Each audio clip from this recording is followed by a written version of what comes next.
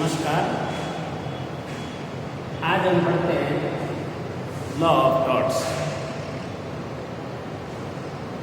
अपकृत्य विधि या अपकृत्यों की विधि। सबसे पहले अपकृत्य क्या है? ये शब्द है अप और ये है कृत्य। अप यानी बुरा और कृत्य यानी कार्य। कोई भी बुरा कार्य या दोषपूर्ण कार्य। अब कौन सा कार्य बुरा होगा, कौन सा कार्य दोषपूर्ण होगा? वर्तमान में जो विधि द्वारा दोषपूर्ण बनाया गया है या विधि विरुद्ध बनाया गया है या विधि ने जिस कार्य को अपकृत्य की श्रेणी में या अपराध की श्रेणी में डाला है, वो कार्य विधि द्वारा विरुद्ध होते हैं या विधि द्वारा रेगुलेट होते हैं।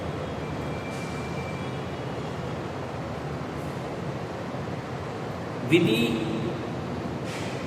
और बुरे कार्य कितने अपकृत्य और अपराध। एक सिविल विधि होती है, सिविल अपकृत्य होता है, सिविल कृत्य होता है, सिविल दोष होता है, वो तो अपकृत्य की श्रेणी में है, सिविल विधि में है।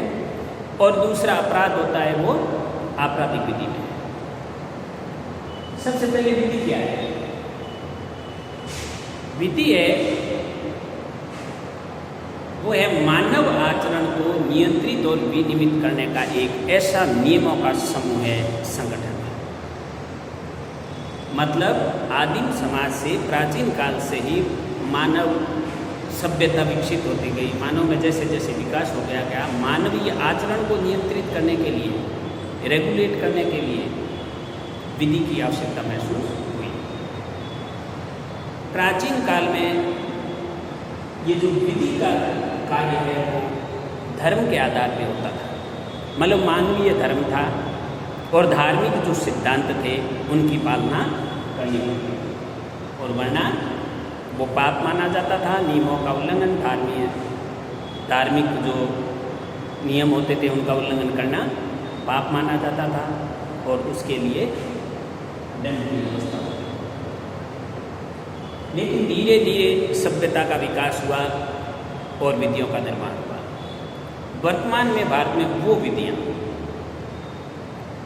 जो विधि रेगुलेटेड है, नियंत्रित और रेगुलेटेड वो विधि है जो इन्फोर्सेबल है और मान्यता प्राप्त है। मतलब किसी भी विधि के वो भाग या विधि का वो नियम जिसको राज्य ने मान्यता दी है या राज्य वो प्रवर्तनीय है। मतलब उसके पास, राज्य के पास ऐसा सिस्टम है कि यदि कोई व्यक्ति उस विधि के नियमों का उल्लंघन करता है तो राज्य उसको दंड दे सके या उस विधि की पालना नियमों के तहत करवा सके।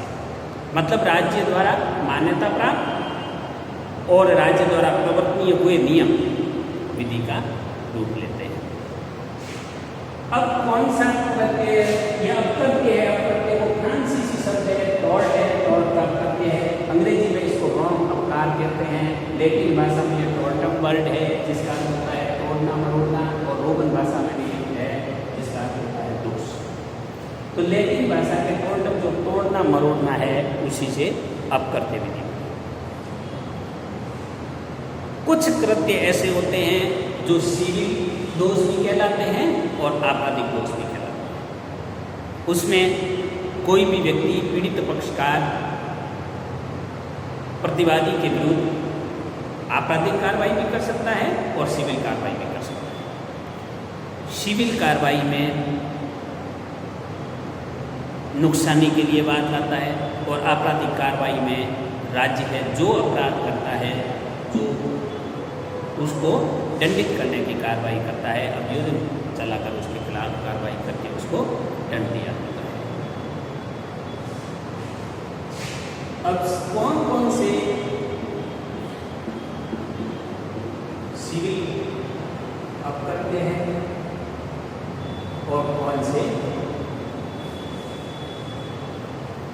सिविल राइट या सिविल वाद वो मामले होते हैं, जैसे कोई संविदा भंग का मामला है, कोई संपत्ति की पुनः प्राप्ति का मामला है, कोई संपत्ति का विवाद है, कोई पारिवारिक विधि से संबंधित विवाह विच्छेद या विवाह से संबंधित अन्य मामले हैं, या संपत्ति की बंधक संपत्ति से संबंधित मामला है, या ऋण वसूली से संबंधित कोई मामला है, किराए से संबंधित मामला है, ये सभी जो सिविल उसके दीवानी अधिकारों से संबंधित जितने भी मामले होते हैं वो सिविल है।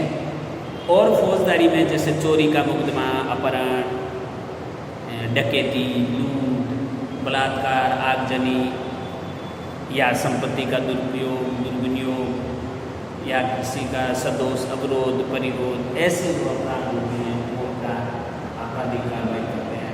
आपराधिक विधि के तहत आपराधिक विधि के तहत इनको दंडित किया जाएगा। अपकृत्य विधि सिविल दोष है और इसके तहत सिविल कार्रवाई की जाएगी और उसको जो नुकसान हुआ है उस अपरिनिर्धारित नुकसानी के लिए वाद लाना ही अपकृत्य विधि का मूल उद्देश्य है। उसके लिए सिविल विधि में प्रोविजन किया गया है।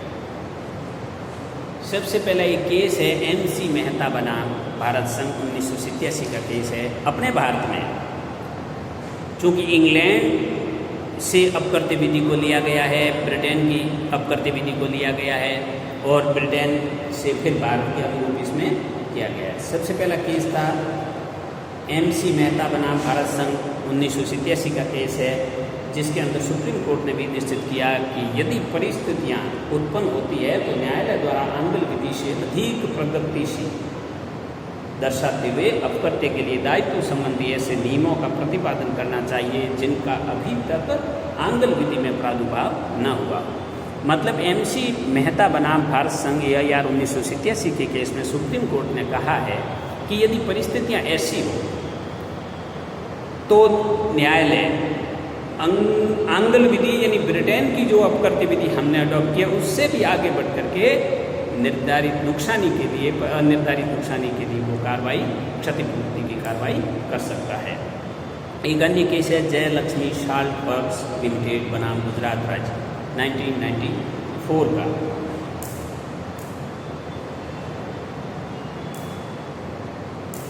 उसमें ये कहा है, सुप्रीम कोर्ट ने ये कहा है कि जो भारत में अपकृत्य विधि ली गई है वो नैतिकता के आधार पर है और वर्तमान में वो अपकृत्य विधि या वर्तमान में इसका इतना ज़्यादा उपयोग नहीं लिया जा रहा है जितना लेना चाहिए। और उसका कारण है वो यह है कि ये एक सिविल है, इसमें सिविल सूट दायर होगा, सिविल कार्रवाइयाँ होगी और उस सिविल कार्रवाइयों में खर्चा और समय इतना लगता है कि व्यक्ति सिविल कार्रवाई करने की अपेक्षा आपराधिक कार्रवाई में ज़्यादा विश्वास करता है।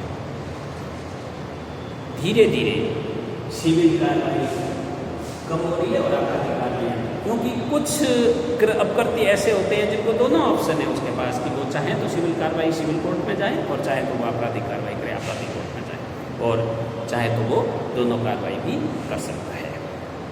अब अपकृत्य की परिभाषा, सबसे पहले सामंत और विनफील्ड इन्होंने अपकृत्य की परिभाषा दी। सामंत ने एक अपकृत्य के बारे में नया सिद्धांत दिया है, वो है कपोत खाने का सिद्धांत। मतलब है कि अपकृत्य कई श्रेणियों में अलग अलग नाम से अपकृत्य है।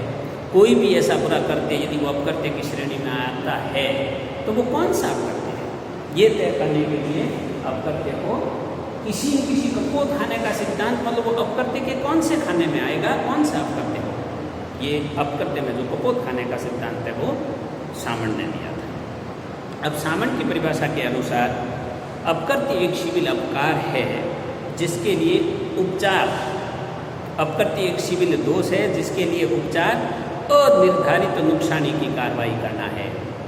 अनिर्धारित नुकसानी की कार्रवाई का मतलब होता है कि पहले से कोई पार्टियों के बीच में कोई एग्रीमेंट नहीं हो रखा है, पहले से बीच में कोई रिटर्न स्टेटमेंट नहीं हो रखा है, पहले से कोई ये तय नहीं हो रखा है कि इस कंडीशन को यदि दूसरी पार्टी, कोई भी पार्टी इस कंडीशन को ब्रीच करेगी, तोड़ेगी, इस शर्त को भंग करेगी, तो इसके लिए दूसरा जो पीड़ित पक्षकार होगा उसको नुकसानी क्या मिलेगी, उसको प्रतिकर क्या मिलेगा। जब यदि किसी भी एग्रीमेंट में या किसी भी रिटर्न स्टेटमेंट में, किसी भी दस्तावेज में यदि लिखित में होता है तब तो वो निर्धारित नुकसानी होती है, पहले से तय कर दिया जाता है कि यदि ये हमारी संविदा भंग होती है या ये हमारा एग्रीमेंट टूटता है तो फिर इतना अर्जाना उसको देना पड़ेगा, ये क्या है, निर्धारित नुकसानी।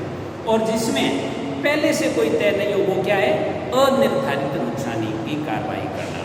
तो अपकृत्य विधि एक सिविल दोष है जिसमें अनिर्धारित नुकसानी की कार्रवाई का बाद लाया जाता है। और जो केवल संविदा भंग या न्यास भंग या अन्य प्रकार से सामयिक दायित्व नहीं है, मतलब केवल संविदा भंग या न्यास भंग नहीं है, उससे ज़्यादा है। कारण कि संविदा भंग होगा तब तो वो संविदा भंग की कार्रवाई करेगा, न्यास भंग होगा तो उसके पास कोई रिटर्न होगा तो वो उसके आधार पर रिटर्न है, डॉक्यूमेंट होगा उसके आधार पर वो कार्रवाई करेगा। लेकिन इसमें ऐसा कुछ भी नहीं है कि वो संविदा भंग भी नहीं है, न्यास भंग भी नहीं है, उससे अलग यदि सिविल दोष है जिसके लिए अनिर्धारित नुकसानी का बाद लाया जाएगा।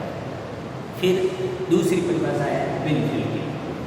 विनफिल कहता है कि अपकृत्य का दायित्व मूलतः प्राथमिक रूप से विधि द्वारा नियत कर्तव्य के भंग से उत्पन्न होता है। विनफिल ये कह रहा है कि अपकृत्य का जो दायित्व है वो विधि द्वारा नियत कर्तव्य के भंग से उत्पन्न होता है। मतलब किसी भी व्यक्ति को कोई न कोई ड्यूटी दे रखी है, उसका सिविल कर्तव्य है, उसकी ड्यूटी है, और वो अपनी ड्यूटी को भंग करता है तो उसके लिए अपकृत्य की कार्रवाई की जाती है, उसका जो सिविल दोष है उसकी उत्पत्ति होती है। और ऐसा कर्तव्य आमतौर पर जन समुदाय के प्रति होता है। ऐसा कर्तव्य आमतौर पर जन समुदाय के प्रति, किसी व्यक्ति का, एक व्यक्ति का दूसरे व्यक्ति के प्रति कोई ड्यूटी है, और एक है एक व्यक्ति की जन समुदाय के प्रति ड्यूटी है। तो विनफिल ये कह रहा है कि ये जन समुदाय के प्रति उसकी ड्यूटी है, उसका कर्तव्य है, और वो उसका भंग करता है तो उसके लिए अपकृत्य की कार्रवाई की जाती है। उसके लिए वाद है अनिर्धारित नुकसानी का संस्थित करके उपचार प्राप्त किया जा सकता है। अनिर्धारित नुकसानी का वाद संस्थित करके उपचार प्राप्त किया जा सकता है। विनफिल का कहना है कि ये कर्तव्य भंग है, एक व्यक्ति का जन समुदाय के प्रति कर्तव्य है और वो उस कर्तव्य का भंग करता है तो उसके खिलाफ सिविल कार्रवाई करते हुए अनिर्धारित नुकसानी के लिए वाद लाया जा सकता है और उसको नुकसान के रूप में क्षतिपूर्ति प्राप्त होगी। तीसरा है फ्रेजर।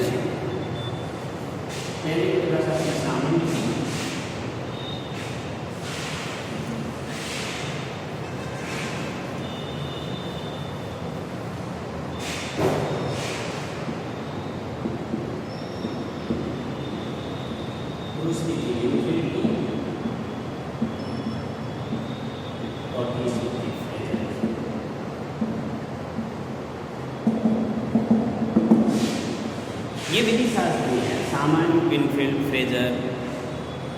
तो फ्रेजर कह रहा है कि अपकृत्य प्राइवेट व्यक्ति के लोकलक्षी अधिकारों का उल्लंघन है। ये तो कह रहा था कि एक व्यक्ति की दूसरे जन समुदाय की प्रति है, ये क्या कह रहा है कि ये प्राइवेट व्यक्ति के जो प्राइवेट अधिकार होते हैं उन अधिकारों का उल्लंघन है।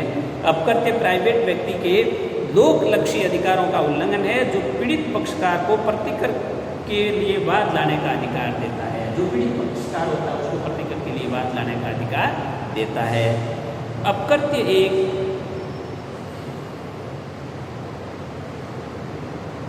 चौथी परिभाषा बताते हैं जो है परिसीमा अधिनियम,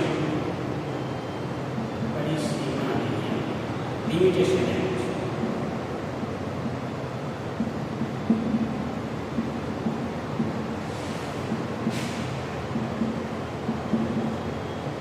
परिसीमा अधिनियम की धारा तो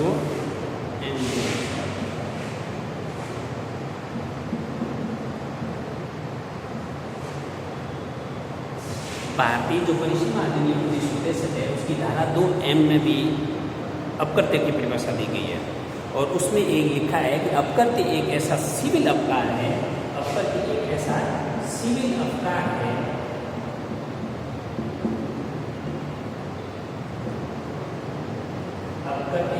सिविल अपकार है जो केवल संविदा भंग या न्यास भंग नहीं है।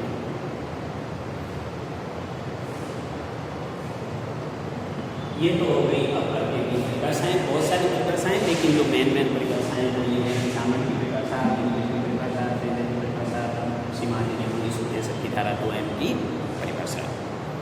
अब हम पढ़ते हैं अपकृत्य और अपराध के बारे में।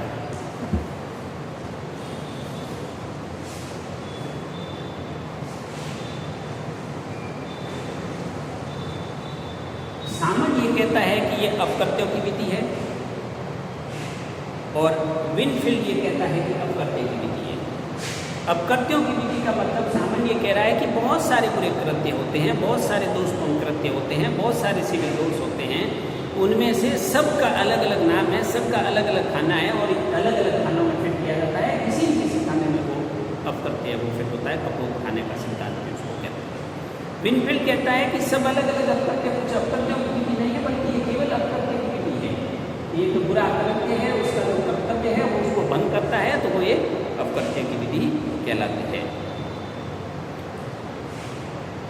सामान्य कह रहा है कि उपचार तभी मिलेगा जब वो किसी नामित का विशिष्ट अपकृत्य की श्रेणी में आता है। मतलब वो जो कृत्य करता है, जो उसके साथ दोषपूर्ण कृत्य किया गया है, वो पीड़ित पक्षकार उस दोषपूर्ण कृत्य को किसी न किसी नामित कोष में डालेगा, कोई न कोई अपकृत्य का नाम वो देगा, तभी उसको उपचार मिलेगा। विनफील्ड ये कहता है कि प्रत्येक ऐसा कार्य जिससे विधिक अधिकार का उल्लंघन होता है वो अपकृत्य की श्रेणी में आएगा, चाहे वो पहले से नामित हो या नहीं। विनफील्ड ये कहता है कि चाहे नामित हो या नहीं, उससे कोई यदि किसी व्यक्ति के विधिक अधिकारों का उल्लंघन होता है तो फिर वो अपकृत्य की श्रेणी में आएगा। अभी बात आई अपकृत्य में विधिक अधिकारों की। कौन सा दोषपूर्ण कृत्य होगा, मतलब किसी व्यक्ति के जब विधिक अधिकारों का उल्लंघन होगा तभी वो अपकृत्य दोषपूर्ण माना जाए। कोई व्यक्ति किसी का नुकसान कर दे, किसी की क्षति कर दे, उससे वो क्षतिपूर्ति मांगने के लिए हकदार नहीं होगा या वो क्षतिपूर्ति अदा करने के लिए दायी नहीं होगा जब तक कि वो उसके विधिक अधिकारों का हनन नहीं करते। सबसे बढ़िया और पहला केस था एसपी बनाम वाइट का 1700। एसपी बनाम वाइट का 1700।